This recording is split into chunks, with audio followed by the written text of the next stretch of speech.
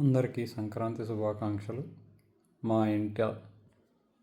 ఇక్కడ వెలసిన బొమ్మల కొలువును చూడడానికి ఇచ్చేసిన అందరికీ ధన్యవాదములు. ఈ బొమ్మల కొలువులో మొట్టమొదటిగా మేము సృష్టి స్థితి లయకారకులైన బ్రహ్మ, విష్ణు, మహేశ్వరుని నమస్కరించుకుంటూ, వారు మన ప్రాణకోటి అంతా ఏ విధంగా బ్రతకాలో వివిధ యుగాల్లో వివిధ అవతారాల ద్వారా వివిధ పనుల ద్వారా మనకి చెప్పారు. మొట్టమొదటిగా మనం సత్యయుగం లేకపోతే కృతయుగంలో చూసినట్లయితే దైవదానవ యుద్ధాలు ఎన్నో జరిగాయి. కానీ అందరూ కలిసికట్టుగానే అమృతం కోసం పోరాడారు. అప్పుడే క్షీరసాగర మథనం జరిగింది. మొట్టమొదట హాలాహలం వచ్చిన ఆ తర్వాత అమృతం రావాలంటే ముందు లక్ష్మీదేవి, ఆ తర్వాత కామధేనువు, అలాగే కల్పవృక్షం, ఐరావతం, చంద్రుడు, ధన్వంతరి అందరూ వచ్చారు. అలాగే అమృతం కూడా వచ్చింది. అందుకనే అందరూ కలిసికట్టుగా ఉండాలని, చిన్న చిన్న పరాజయాలతో మనం ప్రయత్నం మానుకోకూడదని తెలియచెప్పారు. అలాగే మనం త్రేతాయుగంలో చూసినట్లయితే శ్రీరాములు వారు ధర్మో రక్షిత అనే ఒక ఉపదేశాన్ని మనకిచ్చారు. ఎన్ని కష్టాలకైనా ఓర్చి మనం ధర్మాన్ని కాపాడితే ఆ ధర్మమే మనల్ని కాపాడుతుందని చెప్పేసి ఆయన మనకు సెలవిచ్చారు. ఆయన యొక్క జీవిత ఘట్టాలను ఎంతో విశదీకరించారు విపులంగా. ఇక్కడ వాల్మీకి మహర్షి రచించిన శ్రీమద్ రామాయణాన్ని రాముల వారి జీవితంలో అనేక ఘట్టాలని, ఇక్కడ గుహుడు శ్రీరామచంద్రమూర్తి, లక్ష్మణుడు సీతాదేవిని నది దాటించడం, పట్టాభిషేకం, అలాగే అడవిలో పర్ణశాలలో ఉండడం, లవకుశల్ని వాల్మీకి మహర్షి పెంచి పెద్ద చేయడం, వాళ్ళకి విద్యాబుద్ధులు నేర్పించడం అన్నీ చేశారు. ఇవన్నీ చూసి తరించండి. అలాగే ద్వాపర యుగంలో శ్రీకృష్ణ లీలలు, ఆయన ఏమి లీలలు చేసినా కూడా అదంతా ప్రాణకోటి మంచి కోసమే అని చెప్పేసి ఆయన జీవితంలో పలు ఘట్టాలను ఎంతో చక్కగా ఇక్కడ పొందుపరిచారు. మొట్టమొదటిగా వసుదేవుడు శ్రీకృష్ణుని రేపల్లోకి తీసుకెళ్ళడం, అక్కడ శ్రీకృష్ణుడు ఎంతో చిలిపిగా చేసిన పనులు, వెన్న దొంగ వలె. అలాగే ఇక్కడ గోవర్ధన్ గిరిని ఎత్తడం, అలాగే కాళింది మర్దనం, ఆ తర్వాత కంసవధ, అలాగే అందరూ కూడా ఏ విధంగా జీవించాలో మనందరికీ చెప్పే యొక్క భగవద్గీత వ్యాసపీఠం మీద పెట్టి ఇక్కడ చూపించారు.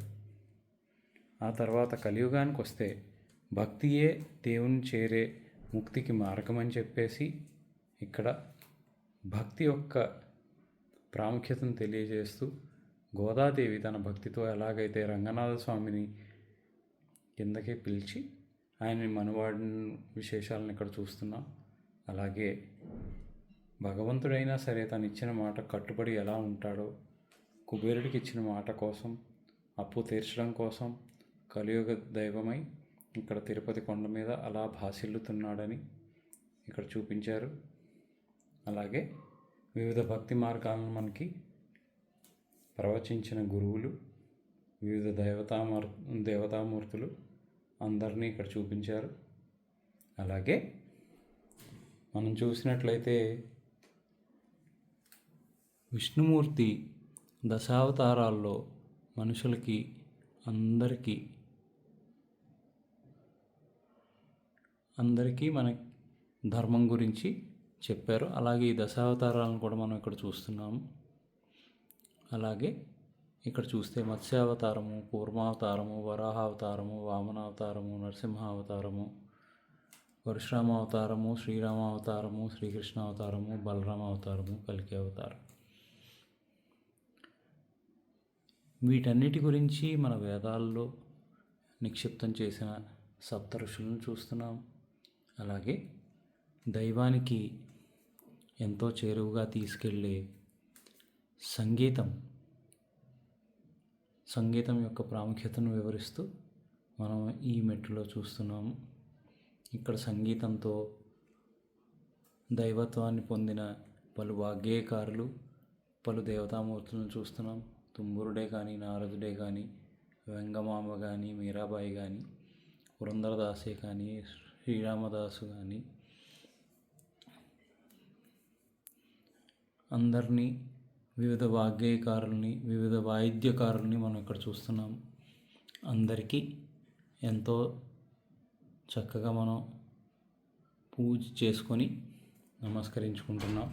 అలాగే ఈ ధర్మాన్ని, దేవుళ్ళని మనం గుర్తు చేసుకోవడానికి పండగలు అనేది చాలా ముఖ్యమైన సందర్భం. రాజుల కాలంలో దేవుడిని చూసుకోవడానికి అందరూ వెళ్ళలేరు కాబట్టి ఉత్సవ విగ్రహాలని మొత్తం ఊర్లోకి తీసుకొచ్చేవాళ్ళు రాజు పరివారం. అది చూస్తున్నాం. అలాగే ఈ సంక్రాంతి పూట పల్లెటూళ్ళలో ఎలా ఉంటుందనేది ఈ వాతావరణం మనం ఇక్కడ చూస్తున్నాము. ఇక్కడ డూడు బసవన్నలు, అలాగే గొబ్బిళ్ళాడుతున్న పడుచులు, అలాగే కొత్త ధాన్యం, వివిధ రకాలైన వృత్తుల వారు, అలాగే అన్ని రకాల ప్రాణుల్ని మనం పూజించాలి, వాటిని కూడా బ్రతకనివ్వాలని చూపించే వివిధ రకాలైన పక్షులు, జంతువులను ఇక్కడ చూస్తున్నాం. అలాగే వివిధ రకాలైన కళలు, అవన్నీ ఎలా జరుగుతాయో ఇక్కడ చూస్తున్నాం. అలాగే ఇవన్నీ చూపించిన మనకి పండుగల యొక్క ప్రాముఖ్యతను తెలిపిన అందరికీ మనం నమస్కరించుకుంటూ మీ ఇంట ఆ భగవంతుని కృపా కటాక్షములు ఉండాలని ఆశిస్తూ మీకు అందరికీ సంక్రాంతి శుభాకాంక్షలతో మరొక్క బొమ్మల కొలువుతోటి వచ్చేంత వరకు సెలవు.